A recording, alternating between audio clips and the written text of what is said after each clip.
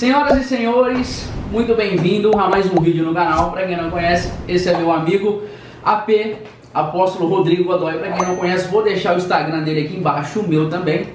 Nós vamos trocar uma ideia hoje um pouquinho sobre a Páscoa. Eu passei minha vida toda olhando a Páscoa como algo que não tinha nada a ver com o real sentido. Algo das antigas. Algo das antigas, que na verdade nem as escolas, nem a religião nos ensina. Aí vem um louco de cabelo pintado assim, e apóstolo, né?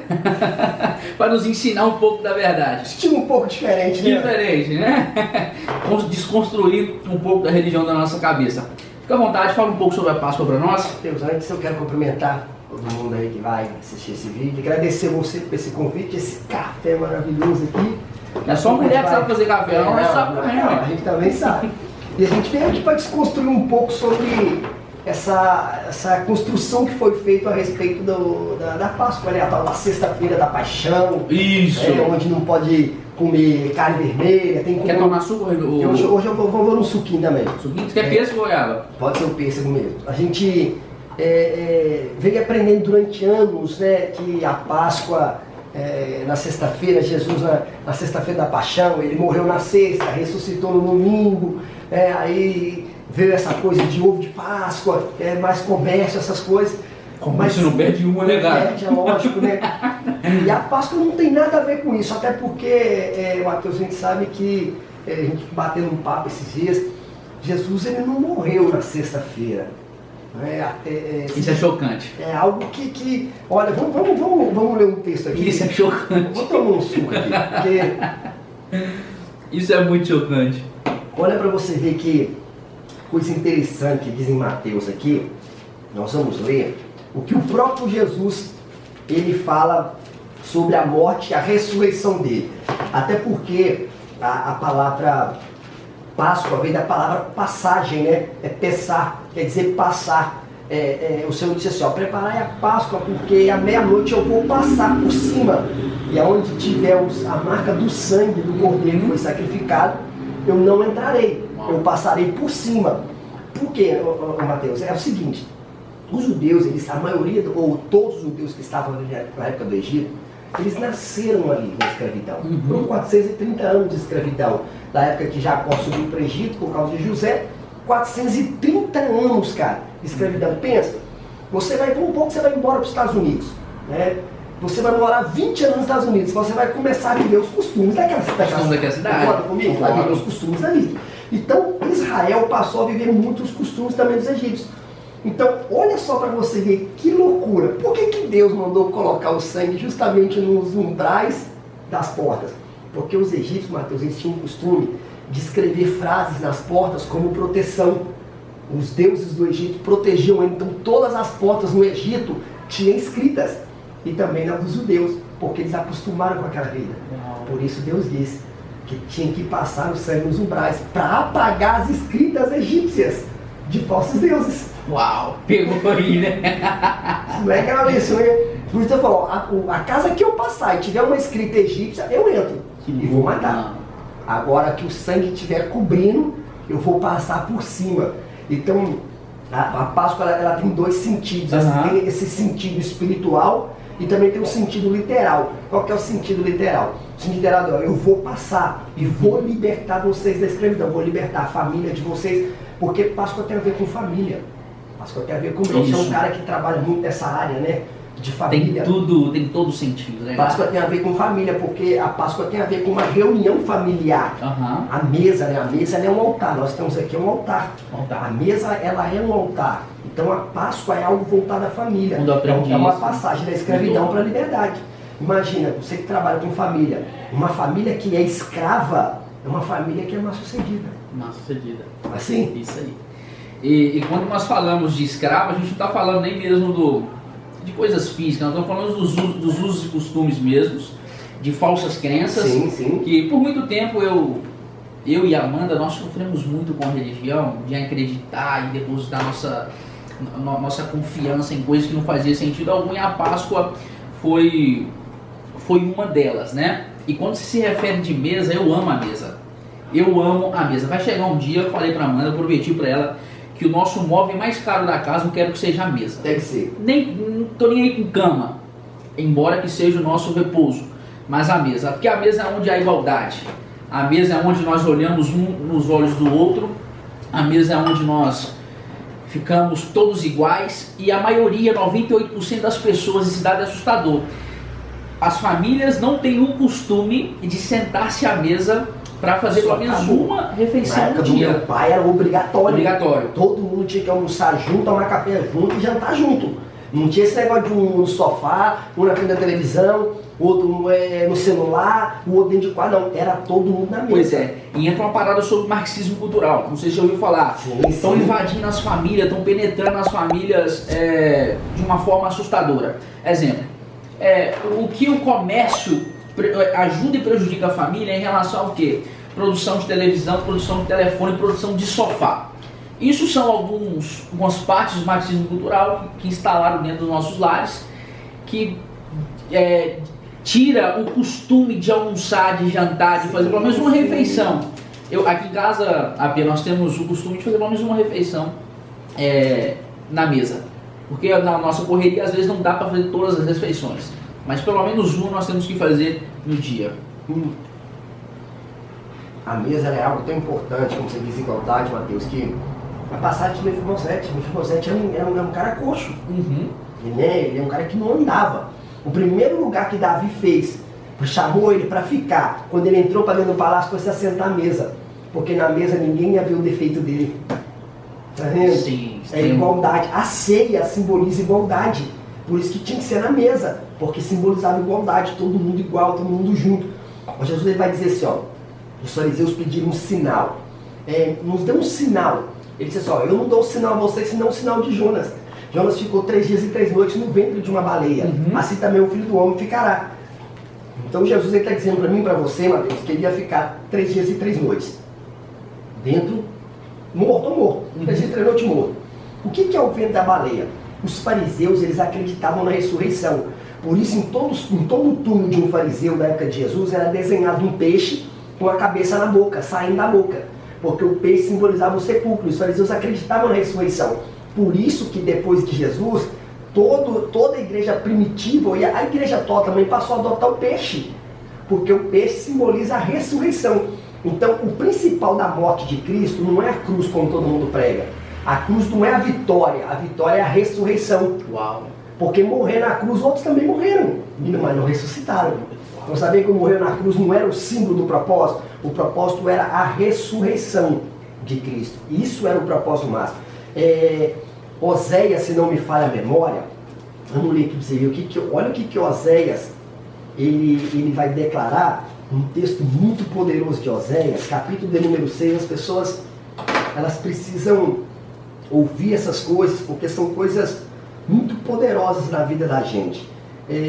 Oséias, ele vai dizer uma palavra muito poderosa que Deus, ele declara assim, ó, e ao segundo dia ele nos renovará, e ao terceiro dia ele ressuscitará. Olha que visão profética que Oséias fantástico de Jesus. Agora, Mateus, se Jesus ressuscita, se ele morre na sexta e ele ressuscita no domingo pela manhã, dá quantos dias, Mateus? 2. Não chega a dar nem 2. Chega a dar nem 2, verdade. Não chega a dar nem 2. 24, dá horas, né? Dá um dia, algumas horas. Uhum. É o máximo que dá. Olha Êxodo capítulo 12, o que vai dizer, ó. Aqui está falando a primeira Páscoa, tá? E falou o Senhor a Moisés e a Arão na terra do Egito, dizendo: este mês vos será princípio dos meses. Ele está falando do primeiro mês do ano. Uhum. Esse mês será o primeiro mês do ano. Tá? Este vos será o primeiro dos meses do ano. Falai a toda a congregação de Israel, dizendo: aos 10 desse mês, toma cada um para si um cordeiro, segundo as casas dos seus pais, um cordeiro para cada casa.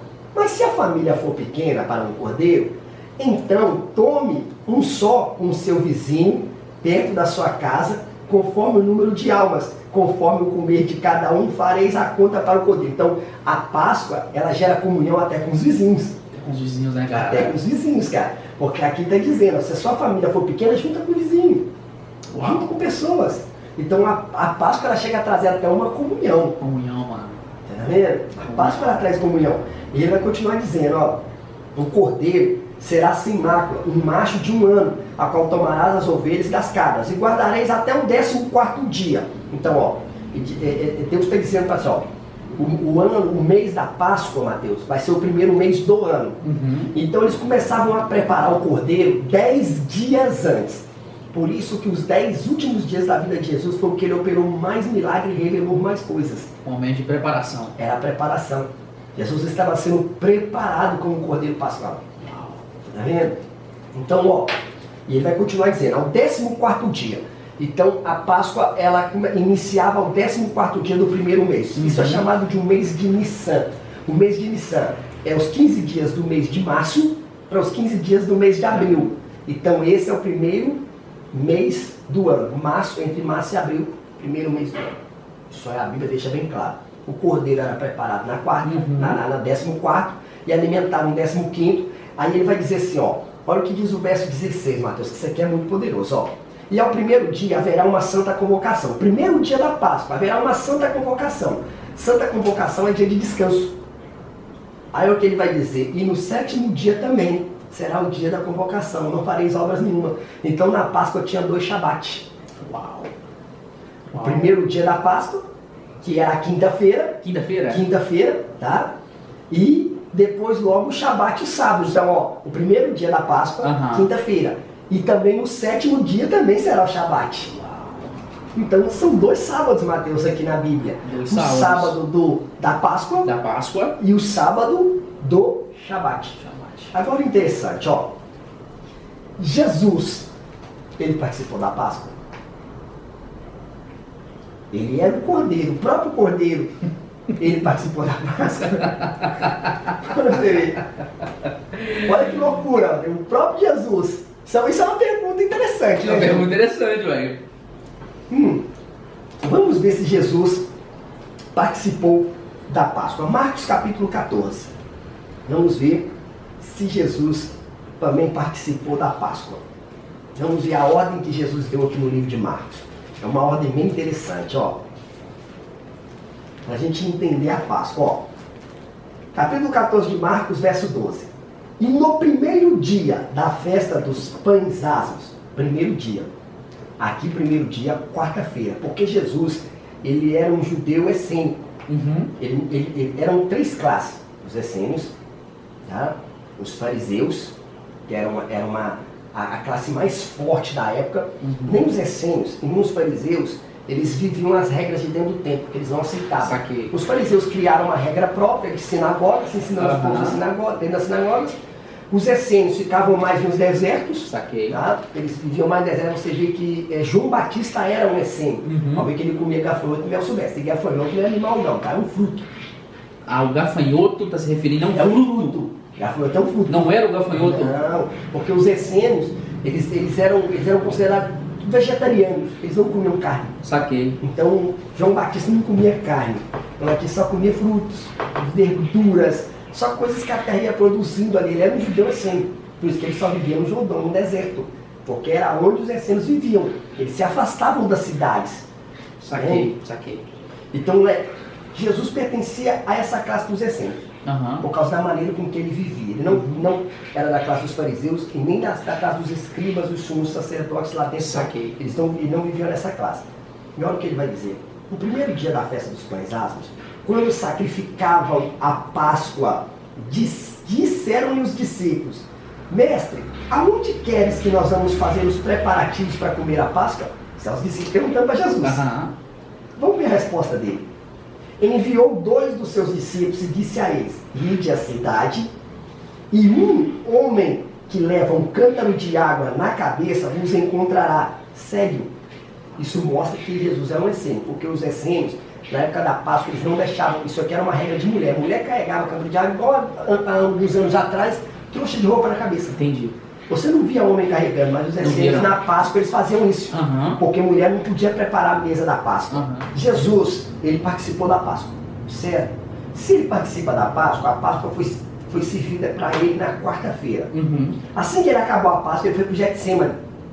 No Getsemane ele foi preso. o cordeiro pascual, tinha que ser servido dentro do templo, ele só podia ser sacrificado dentro do templo. Depois disso, ele era liberado para o povo. Entendi. Agora imagina que loucura. O cordeiro tinha que ser sacrificado às 3 horas da tarde dentro do templo. Às 3 horas? Às 3 horas. Se você continuar lendo lá, Êxodo capítulo 12, você vai ver, ao finzinho da tarde, entre as 3 e as 5 horas da tarde, o cordeiro tem que ser sacrificado. Olha o que os fariseus vão falar quando no julgamento de Jesus. Quando Jesus é levado para Pilatos, a Bíblia diz que os fariseus não entraram no lugar. Por quê? Porque eles não podiam se contaminar, porque era o dia da preparação da Páscoa. Então Jesus agora é julgado na quinta-feira, na Páscoa. Por isso que os judeus não entraram no julgamento dele, para não se contaminar. Por quê? Porque era um pátio de ímpios, um pátio romano. Meu Deus. Isso a Bíblia deixou bem claro.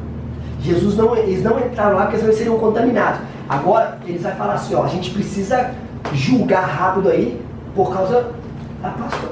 O que Pilatos diz? Ó, como é a Páscoa de vocês, eu tenho o costume de libertar um prisioneiro. Quem vocês querem que eu liberte? Meu Deus. Primeiro, Jesus é crucificado 9 horas da manhã. 3 horas da tarde ele diz, está consumado, porque era o mesmo horário que o cordeiro estava sendo morto lá dentro do templo. Meu Deus. Pessoal, é o seguinte, vou deixar o canal do YouTube dele, vou deixar o contato dele. Ele está inaugurando aqui em Valadares uma escola de líderes, de mestres, tá? E nós estamos caminhando junto. Tudo que você precisar de saber de Bíblia, entre em contato com ele, marca um horário, dia, agenda com ele, combina com ele questão de valores, que ele vai te dar.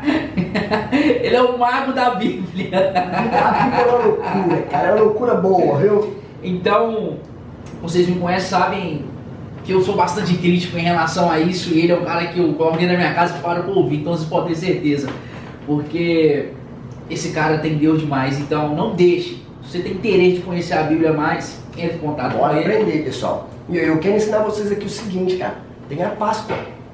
O cristão precisa sim, porque Paulo vai dizer sobre a Páscoa, a mesa da Páscoa.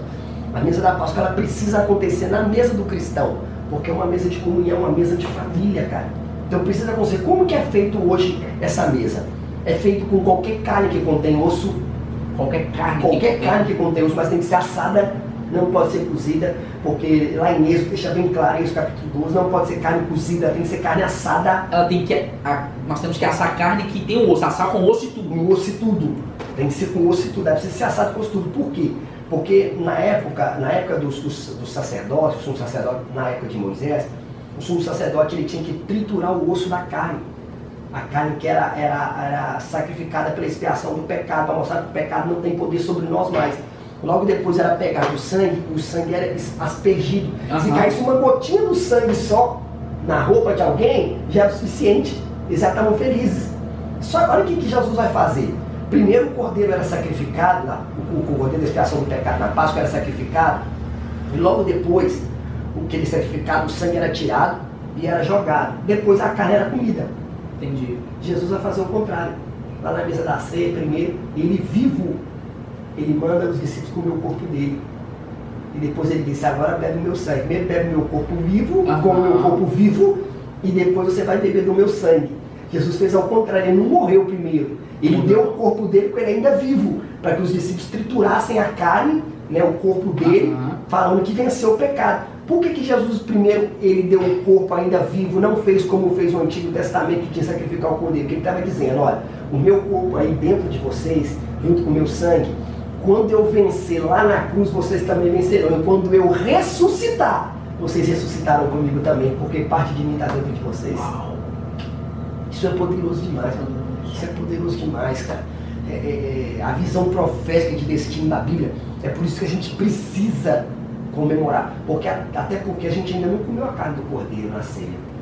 Não comeu ainda não. O cordeiro vai ser dado quando Jesus voltar. Por isso que vai ter a grande mesa. A mesa da grande ceia, porque ali nós vamos comer a carne do cordeiro, porque tem que se cumprir a Bíblia. A ceia não é completa se não é comer a carne do cordeiro.